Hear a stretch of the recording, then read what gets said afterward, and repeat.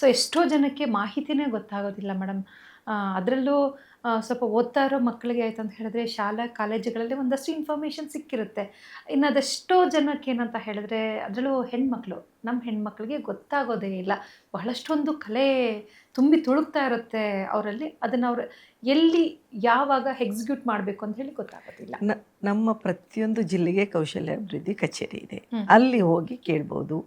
ಆಮೇಲೆ ನೀವು ಹೇಳಿದ್ರ ಬ್ಯೂಟಿಷಿಯನ್ ಪ್ರಾಡಕ್ಟ್ ಬಗ್ಗೆ, ಬ್ಯೂಟಿಷಿಯನ್ ತರಬೇತಿ, ಟೈಲರಿಂಗ್ ತರಬೇತಿ, ಅದು ಕೂಡ ಭಾಳಷ್ಟು ಜನ ಮಾಡಿದ್ದಾರೆ ಕೌಶಲ್ಯ ಅಭಿವೃದ್ಧಿ ನಿಗಮದಿಂದ.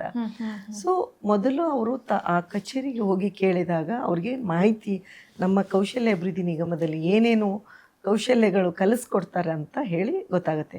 ಇದರ ಬಿಟ್ಟರೆ ನಾವು ನಮ್ಮ ಯುವಕರು ಭಾಳಷ್ಟು ಜನ ನಿರುದ್ಯೋಗಿಗಳೇ ಇದ್ದಾರೆ. ಆದರೆ ಅವರಿಗೆ ಯಾವ ಸೆಕ್ಟರಲ್ಲಿ ಯಾವ ಜಾಬ್ ಇದೆ ಅಂತ ಗೊತ್ತಿರಲ್ಲ. ಭಾಳಷ್ಟು ಸೆಕ್ಟರ್ಗಳಲ್ಲಿ ನಮಗೆ ಬೇಕು ಅಂತ ಹೇಳಿ ಇರ್ತಾರೆ, ಬಟ್ ಎಲ್ಲಿಂದ ಮಕ್ಕಳು ಬೇಕು. ಸೊ ಹಾಗಾಗಿ ನಾವು ರೀಜ್ನಲ್ ವೈಸ್ ವಿಭಾಗೀಯ ಮಟ್ಟದ ಒಂದು ಉದ್ಯೋಗ ಮೇಳ ಕೂಡ ಮಾಡ್ತಾ ಇದ್ದೀವಿ. ಅಂದರೆ ಅಲ್ಲಿ ಸುಮಾರು ಬೇರೆ ಬೇರೆ ಸೆಕ್ಟರ್ಗಳನ್ನು ಒಂದೇ ಕಡೆ ತಂದು ಅವರಿಗೆ ಯುವಕರಿಗೆ ಮೊದಲೇ ಕೇಳ್ತೇವೆ, ಇಲ್ಲಿ ಉದ್ಯೋಗ ಮೇಳದಲ್ಲಿ ಪಾರ್ಟಿಸಿಪೇಟ್ ಆಗಿ ಅಂತ ಹೇಳಿರ್ತೇವೆ. ಸುಮಾರು ಅಡ್ವರ್ಟೈಸ್ಮೆಂಟ್ ಕೊಡೋ ಪ್ರಕಾರ ಹೀಗಾಗಿ ಬೆಂಗಳೂರಲ್ಲಿ ಮಾಡಿದ್ದೀವಿ, ಕಲಬುರಗಿ ವಿಭಾಗದಲ್ಲಿ ಮಾಡಿದ್ದೀವಿ, ಆಮೇಲೆ ನಾವು ಮೈಸೂರಲ್ಲಿ ಮಾಡಿದ್ದೀವಿ. ಸೊ ಈ ರೀತಿಯಾಗಿ ಬೇರೆ ಬೇರೆ ಕಡೆ ಇನ್ನೂ ಚಿಕ್ಕ ಪುಟ್ಟ ಉದ್ಯೋಗ ಮೇಳ ಕೂಡ ಮಾಡಿದ್ರಿಂದ ಇದರಿಂದ ಏನು ಉದ್ದೇಶ ಅಂದರೆ ಮಕ್ಕಳಿಗೆ ಇಂಟರ್ವ್ಯೂ ಸ್ಕಿಲ್ ಬಗ್ಗೆ ಗೊತ್ತಾಗುತ್ತೆ, ಒಂದನೇದು. ಎರಡನೇದು, ಒಂದು ವೇಳೆ ಅವರು ಓದ್ತಾ ಇರೋ ಮಕ್ಕಳಿಗೆ ಬೇಕಾದರೆ ಅವ್ರಿಗೆ ಯಾವ ಸ್ಕಿಲ್ ಬೇಕು ಅನ್ನೋ ಒಂದು ನಾವು ಇಟ್ಟಿರ್ತೇವೆ.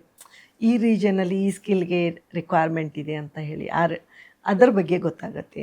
ಸೊ ನಮಗೆ ಇದರಿಂದ ಆ ರೀಜನಲ್ಲಿ ಯಾವ ಸ್ಕಿಲ್ ಗ್ಯಾಪ್ ಇದೆ ಅಂತ ಆ ಇನ್ಫಾರ್ಮೇಷನ್ ಆಗುತ್ತೆ. ಆಮೇಲೆ ಸೆಕ್ಟರ್ಗಳಲ್ಲಿ ಯಾವ್ಯಾವ ಥರ ಜಾಬ್ಗಳಿದ್ದಾವೆ ಅಂತಲೂ ಗೊತ್ತಾಗುತ್ತೆ.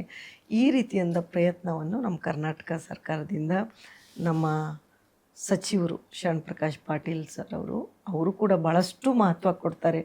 ಯುವಕರಿಗೆ ಆಗಿ ಯಾವ ಹೊಸವಾದ ಯೋಜನೆಗಳು ನಿರೂಪಣೆ ಮಾಡಬೇಕು ಅವೆಲ್ಲಕ್ಕೂ ಅವರು ಅಸ್ತು ಅಂತ ಹೇಳಿ ಪ್ರತಿಯೊಂದು ಕಾರ್ಯಕ್ರಮಕ್ಕೆ ಸಹಕಾರ ಕೊಟ್ಟು ಒಂದು ಕೌಶಲ್ಯ ಅಭಿವೃದ್ಧಿ ನಿಗಮದಿಂದ ನಾವು ಹಲವಾರು ತರಬೇತಿಯನ್ನು ನಾವು ಕೊಡ್ತಾ ಇದ್ದೀವಿ. ಮೇಡಮ್, ಈಗ ನಿಮ್ಮ ನಿಗಮದಿಂದ ತರಬೇತಿಯನ್ನು ಪಡೆದುಕೊಂಡು ಎಷ್ಟು ಪರ್ಸೆಂಟೇಜು ಸಕ್ಸಸ್ ಆಗಿದೆ ಅಂತ ತಮಗನಿಸುತ್ತೆ? ಯಾಕಂತ ಹೇಳಿದ್ರೆ ಸರ್ಕಾರದ ಒಂದಷ್ಟು ಯೋಜನೆಗಳಂದಾಗ ಟೀಕಾ ಪ್ರಹಾರಗಳು ಬರ್ತಾನೆ ಇರುತ್ತೆ.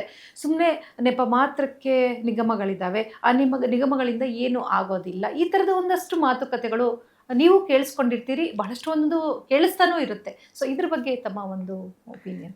ನೋಡಿ, ಯೂಶಲಿ ಸರ್ಕಾರಕ್ಕೆ ಪ್ರಹಾರ ಮಾಡಬೇಕು ಅಂದರೆ ವಿರೋಧ ಪಕ್ಷದವರೇ ಮಾಡ್ತಾರೆ. ಆಮೇಲೆ ಕೆಲಸ ಮಾಡ್ತಾ ಇದ್ದಾರಂತ ಹೇಳೋರು ಭಾಳ ಕಡಿಮೆ. ಇನ್ನೂ ನಾವು ಕೆಲಸ ಮಾಡ್ತೇವಂತ ಶುರು ಮಾಡೋದ್ರಲ್ಲಿ ಅವರು ವಿರೋಧ ಮಾಡ್ತಾ ಇರೋರು ಭಾಳಷ್ಟು ಜನ ಇದ್ದಾರೆ. ಅದಕ್ಕೆಲ್ಲ ಸರ್ಕಾರ ಬಗ್ಗಲ್ಲ. ನಾವು ನಮ್ಮ ನಿಗಮದಿಂದ ಈ ಬರೀ ಕೌಶಲ್ಯ ತರಬೇತಿ ಎಷ್ಟು ಜನಕ್ಕೆ ಕೊಟ್ಟಿದ್ರೆ, ನಮ್ಮ ರೂಲ್ಸಲ್ಲೇ ಒಂದಿದೆ, ಚೀಫ್ ಮಿನಿಸ್ಟರ್ ಕೌಶಲ್ಯ ಕರ್ನಾಟಕ ಯೋಜನೆ ಅಡಿಯಲ್ಲಿ ನಾವು ಏನು ತರಬೇತಿಯನ್ನು ಕೊಡ್ತೀವೋ ಅದರಲ್ಲೇ ಇದೆ, ನಾವು ಏನು ತರಬೇತಿ ಕೊಡ್ತೇವೆ ಮಿನಿಮಮ್ 70% ಅವರು ಪ್ಲೇಸ್ಮೆಂಟ್ ಕೊಡಬೇಕು. ತರಬೇತಿದಾರರು ಯಾರು ಕೊಡ್ತಾರೆ, ಕೊಡಲಿಲ್ಲ ಅಂದರೆ ಅವ್ರಿಗೆ ಆ ತರಬೇತಿ ಪ್ಲೇಸ್ಮೆಂಟ್ ಫಂಡೇ ಕೊಡಲ್ಲ, ನಾವು ರಿಲೀಸೇ ಮಾಡಲ್ಲ. ಹಾಗಾಗಿ ಇದರಲ್ಲಿ ತರಬೇತಿ ಕೊಟ್ಟವರು ಅವ್ರಿಗೆ ಕಂಪ್ಲೀಟಾಗಿ ನಾವು ತರಬೇತಿಯ ಹಣ ವೆಚ್ಚವನ್ನು ತಗೋಬೇಕು ಅಂದರೆ ಪ್ಲೇಸ್ಮೆಂಟ್ ಮಾಡಲೇಬೇಕಾಗತ್ತೆ ಅವರು. ಹಾಗಾಗಿ ನಾವು ಈ ರೀತಿಯಾಗಿ ನಾವು ಯಾರು ಪ್ರಾಪರಾಗಿ ಅವರು ತರಬೇತಿ ಕೊಟ್ಟು ಪ್ಲೇಸ್ಮೆಂಟ್ ಮಾಡುವಂಥವ್ರು ಇದ್ದಾರೆ ಅಂಥವರಿಗೆ ನಾವು ವ್ಯಾಲಿಡೇಟ್ ಮಾಡಿ ಅವ್ರ ಪ್ಲೇಸನ್ನು ನೋಡಿ ಹೋಗಿ ಅವರ ಕಚೇರಿ ಅವರ ಕಂಪ್ನಿಗಳನ್ನು ನೋಡಿ ಅಲ್ಲಿಂದ ನಮ್ಮ district skill development officer verify ಮಾಡಿಬಿಟ್ಟು ಅದಾದ ಮೇಲೆ ತರಬೇತಿ ಮಾಡಬೇಕಾದ್ರೆ ಅವ್ರಿಗೆ ಸೆಕ್ಟರ್ ಸ್ಕಿಲ್ ಕೌನ್ಸಿಲಿಂದ ಅದನ್ನು ಅನಾಲಿಸಿಸ್ ಮಾಡಿ ಅವ್ರಿಗೆ ಮಾಡ್ತಾ ಇದ್ದಾರಾ ಇಲ್ಲ ಅಂತ ಅದೆಲ್ಲ ಮಾಡಿದ ಮೇಲೇ ಇದನ್ನು ಕಂಪ್ಲೀಟಾಗಿ ಆಗೋದು.